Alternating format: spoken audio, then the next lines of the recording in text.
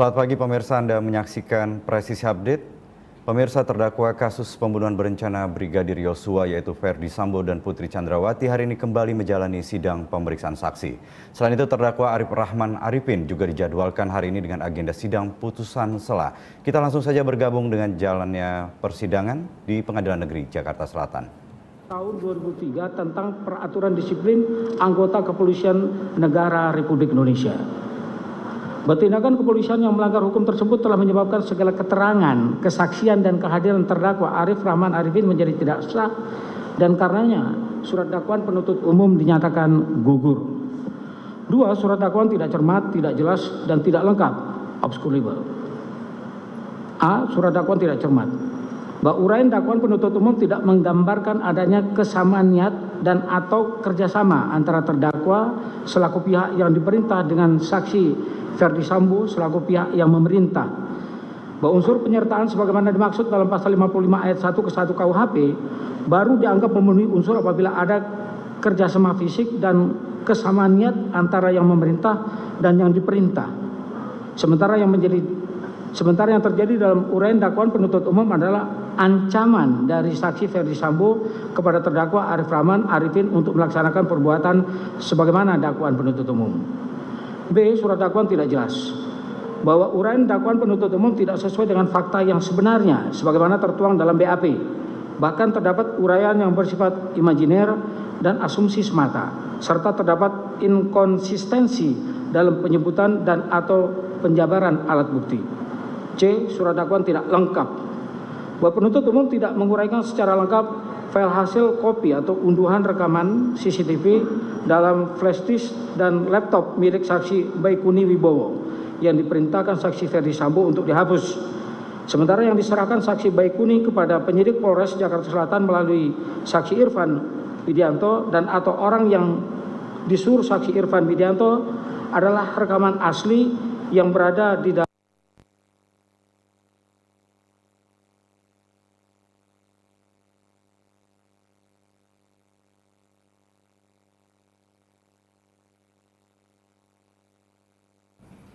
Ya pemirsa, tadi kita sudah mendengar di awal sidang ini audio atas kewenangan majelis pengadilan saat ini dibisukan. Adapun agenda hari ini kalau saya review Pengadilan Negeri Jakarta Selatan melanjutkan sidang terdakwa kasus pembunuhan Brigadir Yosua Huta Barat, Ferdy Sambo dan Putri Chandrawati dengan agenda pemeriksaan saksi. Total akan ada 13 saksi yang akan memberikan keterangan sidang hari ini. Rencananya 13 saksi yang diperiksa ini terdiri dari ajudan dan asisten rumah tangga atau ART dari Ferdy Sambo. 13 saksi itu diantaranya yang pertama ada Susi, kemudian Sartini, Rojiah, ini ketiganya adalah pembantu rumah tangga atau asisten rumah tangga. Lalu kemudian ada keempat Damianus Labakobam atau Damson, ini security. Abdul Somad, asisten rumah tangga. Alfonsius Dualar Lurang, security. Daryanto atau Kodir, asisten rumah tangga. Kemudian Marjuki, security komplek. Lalu ada Azan Romer, ini ajudan. Daden Miftahul Haq, ajudan. Prayogi Iktara Wikaton, sopir. Kemudian ada Farhan Sabila, anggota Polri. Dan yang terakhir ke-13 Leonardo Sambo, yaitu kakak dari Ferdy Sambo. Oke, ini kita baru saja menerima kembali audio di persidangan. Kita simak kembali jalannya persidangan dari Pengadilan Negeri Jakarta Selatan. Pada tanggal 1 November 2022 telah mengajukan pendapat yang pada pokoknya sebagai berikut. Bahwa berdasarkan ketentuan pasal 156 ayat 1 KUHP, materi keberatan atau eksepsi ada 3 macam, yaitu 1. Pengadilan tidak berwenang mengadili perkara, yaitu kompetensi absolut dan relatif. 2. Surat dakwaan tidak dapat diterima, umumnya berkaitan dengan kewenangan penuntut umum dalam menuntut suatu tindak pidana. Misalnya, tindak pidana aduan, si pengadu menarik kembali aduannya, pasal 75 KUHP, nebis in idem, pasal 76 KUHP, daluarsa, pasal 78 KUHP, dakwaan penuntut umum bukan perkara pidana, melainkan perkara perdata. 3. Surat dakwaan harus dibatalkan karena tidak memenuhi syarat material pasal 143 ayat 2 huruf B KUHP dan atau tidak memenuhi syarat formil pasal 143 ayat 2 huruf A KUHP. Terkait dengan eksepsi penasihat hukum terdakwa, penuntut umum berpendapat sebagai berikut. 1. Surat dakwaan tidak dapat diterima. Penasihat hukum terdakwa mencoba mengaburkan perbuatan yang dilakukan terdakwa dengan menggabungkan lingkup perbuatan melawan hukum dalam ranah pidana dengan ranah tata usaha negara. Padahal perbuatan yang dilakukan terdakwa menyalin, menghapus, memusnahkan atau menghilangkan barang bukti yang dapat membantu membuat terang sebuah peristiwa pidana bukan dalam lingkup jabatan yang melekat pada diri terdakwa atau bukan sebuah ketetapan tindakan hukum alat pemerintah, melainkan perbuatan pidana sebagaimana dakwaan penuntut umum terhadap terdakwa yang secara limitatif menjadi kewenangan pengadilan negeri di wilayah hukum tindak pidana tersebut dilakukan. Tindakan mengeluarkan terdakwa meninggalkan penempatan khusus tanpa izin ankum tidak termasuk ranah eksepsi atau keberatan, karenanya haruslah dikesampingkan. 2. Surat dakwaan tidak cermat, tidak jelas, dan tidak lengkap. Bahwa penuntut umum membuktikan turut serta dalam bahwa penuntut umum membuktikan turut serta dengan mendasarkan pada doktrin dan hukum yang mensyaratkan ada dua syarat major player pelaku peserta, yaitu kerjasama yang disadari antara para turut pelaku yang merupakan suatu kehendak bersama dan bersama-sama melaksanakan kehendak tersebut dan bersama-sama melaksanakan kehendak tersebut. Esensi dari kerjasama dimaksud tidak mensyaratkan adanya mufakat di antara mereka jauh sebelum tindak pidana dilakukan, sehingga karenanya uraian dakwaan penuntut umum berupa penyampaian langsung Ferdi Sambo kepada terdakwa untuk menghapus dan memusnahkan file dengan kalimat kamu musnahkan dan hapus semuanya, dan penyampaian Ferdi Sambo kepada Hendra Kurniawan dengan kalimat Dra, kamu cek nanti itu adik-adik, pastikan semua beres, serta kalimat Ferdi Sambo. Berarti kalau ada bocor dari kalian berempat adalah kalimat yang berisi penekanan agar permintaan dipenuhi tanpa ancaman fisik maupun psikis. Bahwa uraian dakwaan penuntut umum telah menyebutkan waktu dan tempat kejadian serta peristiwa tindak pidana yang tersusun secara terstruktur dari awal persiapan hingga akhir peristiwa terjadi dan ditandatangani oleh penuntut umum sehingga sudah memenuhi ketentuan pasal 143 ayat 2 KUHP. Bahwa otentisitas dokumen elektronik berupa salinan rekaman CCTV yang tidak dicocokkan dengan dokumen aslinya yang berada dalam DVR merupakan materi perkara sehingga karenanya haruslah dikesampingkan. Berdasarkan uraian tersebut di atas, mohon kiranya majelis hakim yang mengadili perkara ini menyatakan: 1. Menolak seluruh dalil eksepsi atau nota keberatan penasihat hukum terdakwa Arif Rahman Arifin SIK MH, menerima surat dakwaan penuntut umum nomor register perkara PDM 128 Jakarta Selatan 10 2022 tanggal 5 Oktober 2022 karena telah memenuhi unsur formil dan material. 3. Menyatakan pemeriksaan perkara Arif Rahman Arifin SIK MH tetap dilanjutkan berdasarkan surat dakwaan nomor register perkara PDM 128 Jakarta Selatan 10 2022 tanggal 5 Oktober 2022. 4. Menyatakan terdakwa Arif Rahman Arifin SIK MH tetap berada dalam tahanan.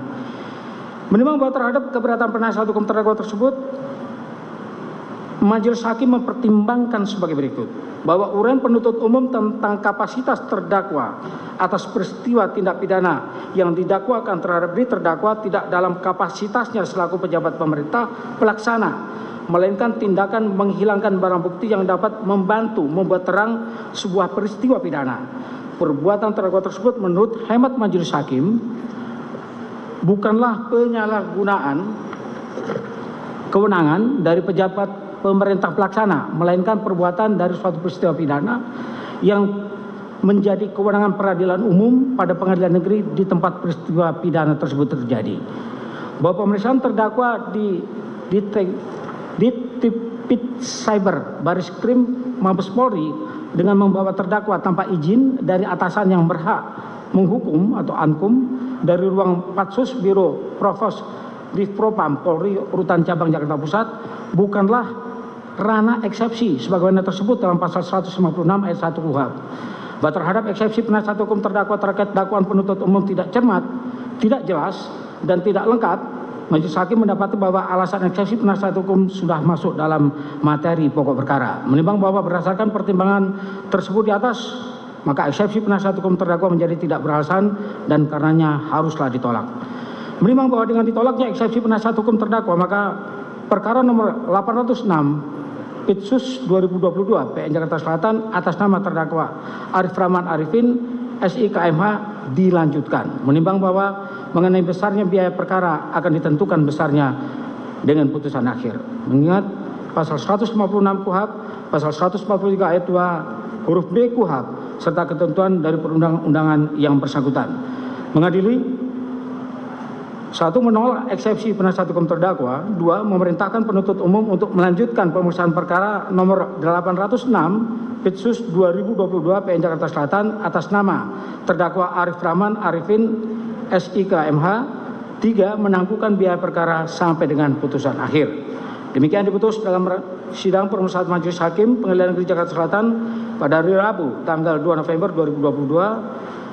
Oleh Ahmad Suhail, Sarjana Hukum sebagai Hakim Ketua, Hendra Yuristiawan SHMH dan Jumianto SH masing-masing sebagai Hakim Anggota.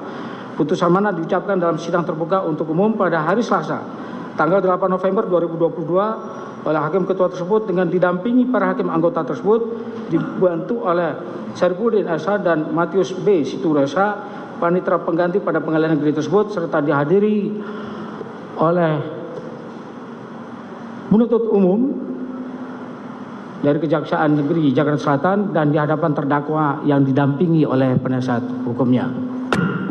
Demikian putusan sela yang sudah kami bacakan.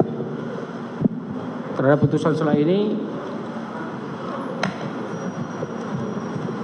manakala saudara keberatan terhadap putusan sela ini, saudara bisa ajukan banding bersamaan dengan putusan akhir tentunya. Ya. Dengan dibacakan putusan tadi, di mana perkara ini eksepsi ditolak dan perkara dilanjutkan, untuk berikutnya adalah mendengarkan keterangan saksi.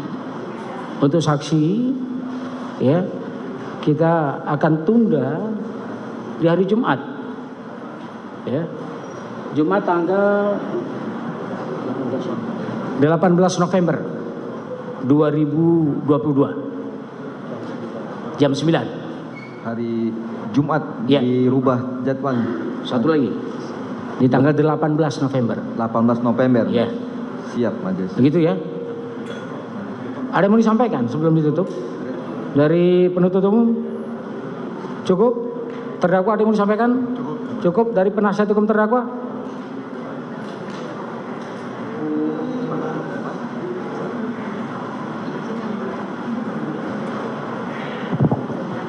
Izin yang mulia, kami akan mengajukan permohonan tertulis terkait dengan pelaksanaan pemeriksaan saksi berdasarkan pasal 160 KUHP. Pemeriksaan saksi dilaksanakan secara sendiri-sendiri. Secara? Seorang demi seorang. Oh, iya. Boleh, nggak apa-apa. Izin menyampaikan ya. Secara tertulis. Terima kasih, Majelis. Ya, itu aja. Yang lain cukup?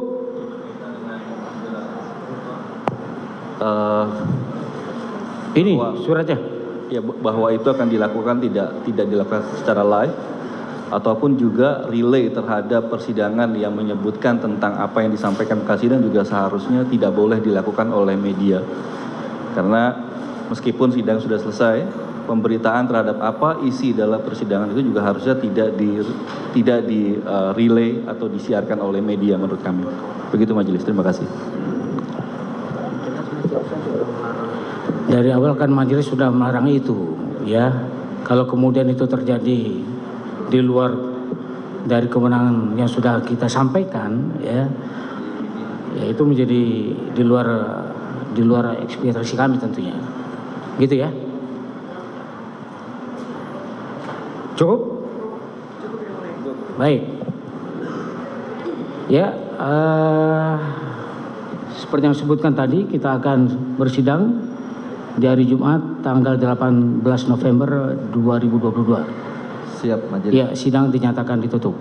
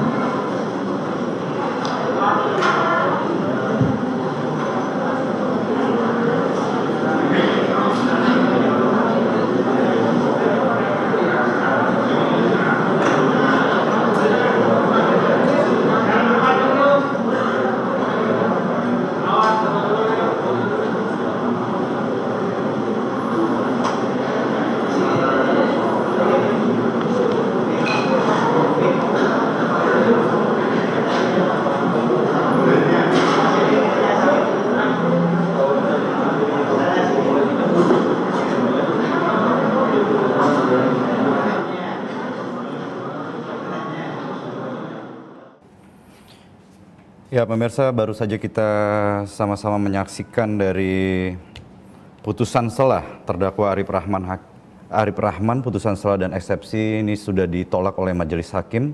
Dan berikutnya kita akan menantikan sidang dari keterangan pemeriksaan saksi-saksi.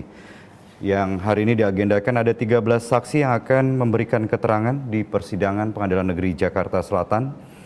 Yang pertama ini Susi, kedua Sartini, ketiga Rojiah, ketiga ini adalah asisten rumah tangga. Kemudian ada Damius Labakobam atau Damson Security, lalu Abdul Somad asisten rumah tangga, Alfonsius Dua Lurang Security, Daryanto atau Kodir asisten rumah tangga, kemudian Marjuki Security Komplek, Azan Romer ajudan dari Verdi Sambo, kemudian Daden Miftahul Haq ajudan, Prayogi Iktara Wikaton sopir, Parhan Sabilah anggota Polri, dan terakhir yang ke-13 Leonardo Sambo, kakak dari Verdi Sambo. Ya, sama-sama kita nantikan kedatangan dari beberapa saksi-saksi yang akan memberikan keterangannya. Kita masih menanti dan menunggu para saksi untuk masuk ke ruang sidang utama Pengadilan Negeri Jakarta Selatan. Ya.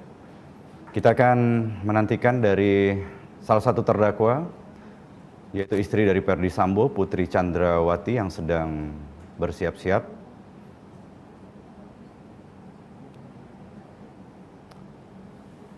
Sekali lagi tadi sudah dimulai, yaitu sidang dari putusan selah dan eksepsi dari terdakwa Arif Rahman Arifin. Putusan selah dan eksepsi ini ditolak oleh majelis hakim dan akan dilanjutkan kembali dengan sidang pemeriksaan saksi pada hari Jumat 18 November 2022. Adapun tadi Ketua Majelis Hakim memberikan kesempatan kepada kuasa hukum untuk memberikan komentar atau pendapat terkait dengan putusan selah dan eksepsi yang ditolak tadi. Kuasa hukum mengajukan permohonan tertulis agar pemeriksaan saksi-saksi akan dilakukan sendiri-sendiri atau seorang orang, dan permintaan dari kuasa hukum juga agar sidang tidak disiarkan secara langsung oleh media.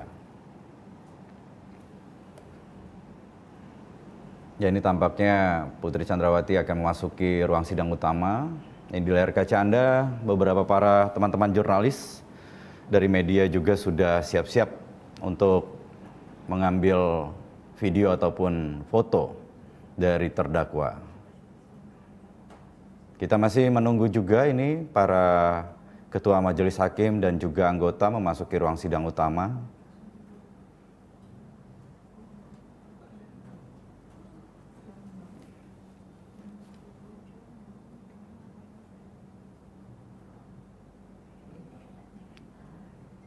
Sedikit kita review sidang kemarin yang sudah dilakukan oleh Pengadilan Negeri Jakarta Selatan. Dalam sidang 3, kali ini yang ketiga, terdakwa yang dihadirkan kemarin, Richard Eliezer, Ricky Rizal, dan Kuat Ma'ruf. Agenda sidang kemarin merupakan pemeriksaan saksi. Pemeriksaan saksi ini ditujukan untuk membuktikan dakwaan dari jaksa penuntut umum terhadap terdakwa. Di mana kemarin saksi Ahmad Sarul Ramadan, yaitu driver dari ambulans, sudah memberikan keterangannya.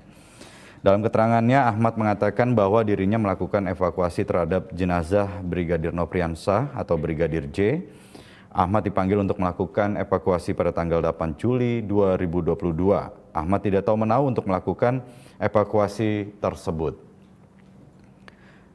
Ahmad yang tiba di rumah dinas Verdi Sambo mengaku kaget melihat wajah dari jenazah Brigadir J ditutupi masker dan melihat banyak orang di lokasi. Saksi juga saat itu melihat korban berlumuran darah di tempat kejadian perkara.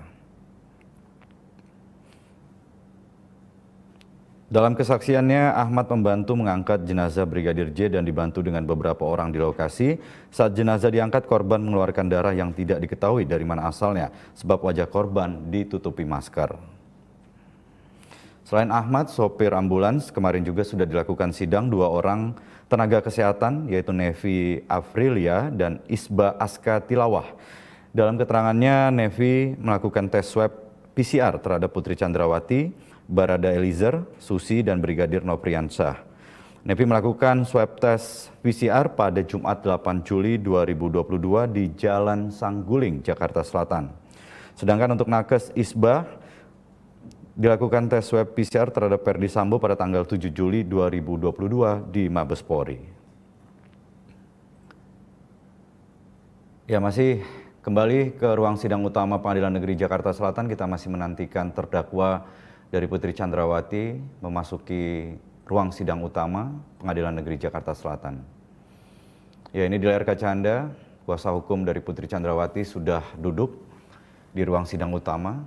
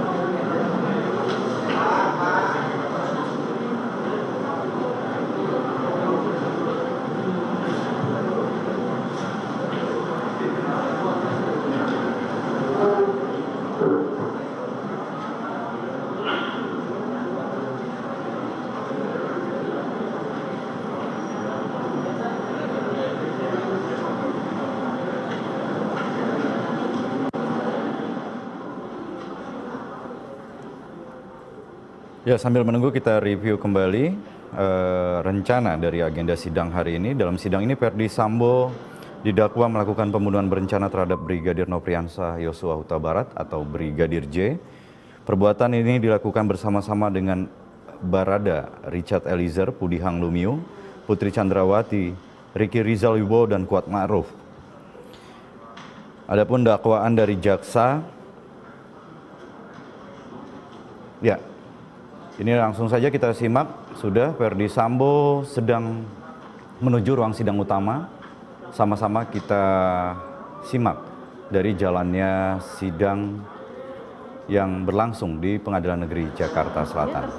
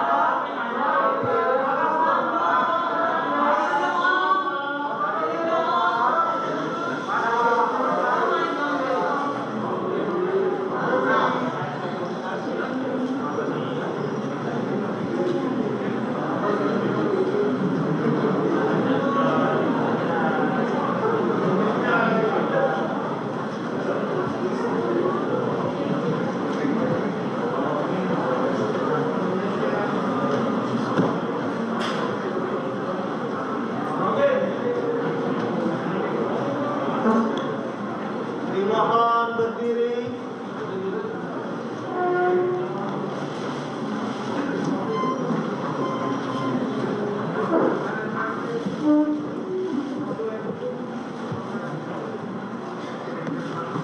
Silakan duduk kembali.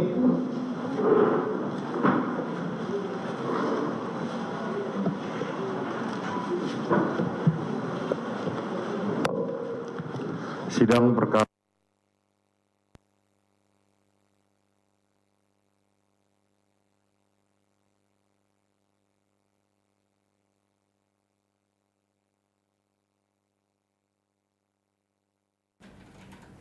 Ya, sidang sudah mulai berjalan, namun ini atas kewenangan dari majelis hakim. Kami juga tidak mendapatkan suara atau audio dan sidang ini berjalan dibisukan. Adapun dalam sidang ini Verdi Sambo didakwa melakukan pembunuhan berencana terhadap Brigadir J. Perbuatan ini dilakukan bersama-sama dengan Baradae, Putri Chandrawati, Ricky Rizal, dan Kuat Ma'ruf. Dari sidang kemarin yang sudah berjalan, jaksa dari penuntut umum ini mengatakan mereka yang menyuruh melakukan dan turut serta melakukan perbuatan dengan sengaja dan dengan rencana terlebih dahulu merampas nyawa orang lain. Ferdi Sambo diadili dengan pasal 340 KUHP, subsidiar pasal 338 KUHP, ya ini sambil berjalan, terlihat di layar kaca atau di handphone Anda, ini salah satu terdakwa, istri dari Ferdi Sambo, Putri Chandrawati, sudah mulai juga untuk memasuki ruang sidang utama Pengadilan Negeri Jakarta Selatan.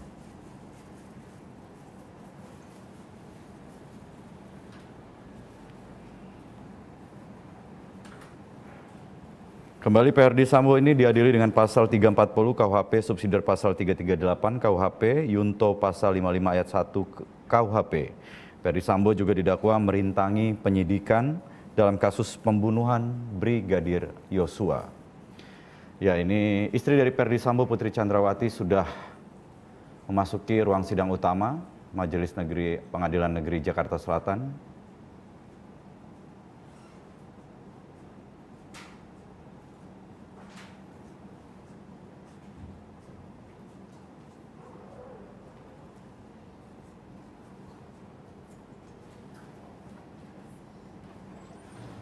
Sekali lagi yang dapat kami sampaikan atas kewenangan dari Majelis Hakim, sidang saat ini tanpa audio atau sidang berjalan tanpa suara atau dibisukan.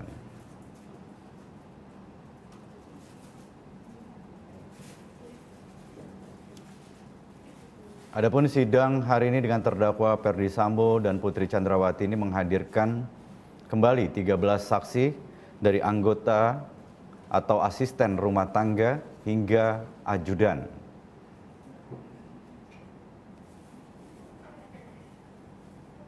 Ada 13 saksi yang akan diperiksa, mereka terdiri dari ajudan dan asisten rumah tangga. Ini yang pertama ada Susi, kedua Sartini, dan ketiga Rojiah. Ketiga ini adalah asisten rumah tangga. Keempat Damianus Labakobam, security.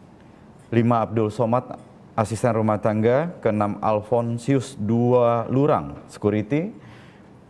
Ya, ini beberapa saksi juga sudah mulai memasuki ruang sidang utama dari Pengadilan Negeri Jakarta Selatan.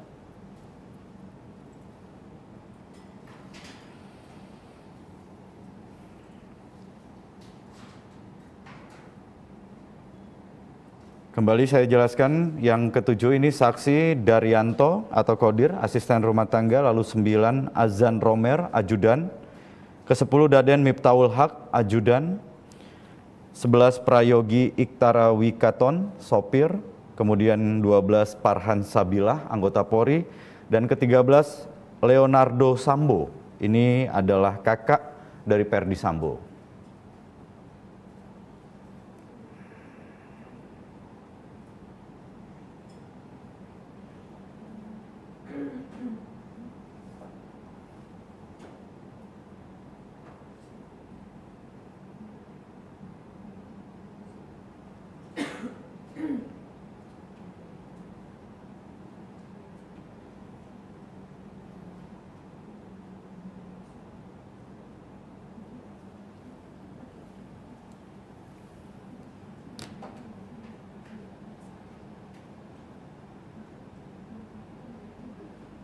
Ya, ini di layar kaca Anda, ke-13 saksi tadi yang disebutkan sudah berada di hadapan majelis hakim dan satu persatu akan memberikan keterangan.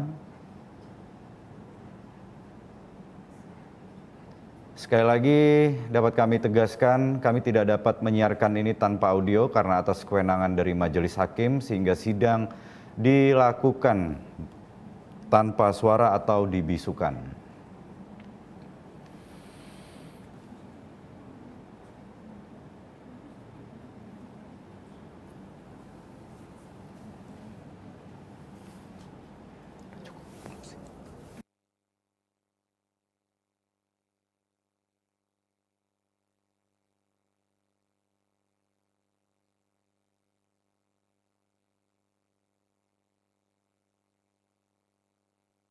Ya pemirsa, demikian Presisi Update kali ini. Nantikan informasi terbaru kami dalam program Presisi Polri TV lainnya, dan kami akan terus memberikan perkembangan terkait dengan hasil sidang hari ini. Jangan lupa download aplikasi kami di Play Store dan App Store. Terima kasih, selamat pagi dan salam presisi.